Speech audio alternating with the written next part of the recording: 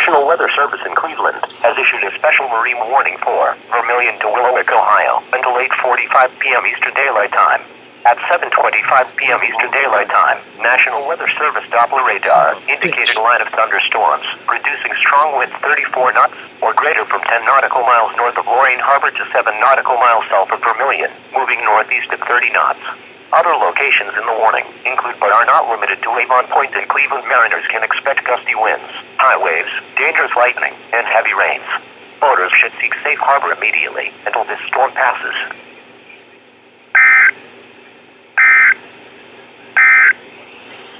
Marine weather statement for the following marine locations: Maumee Bay to Reno Beach, Lake Erie from...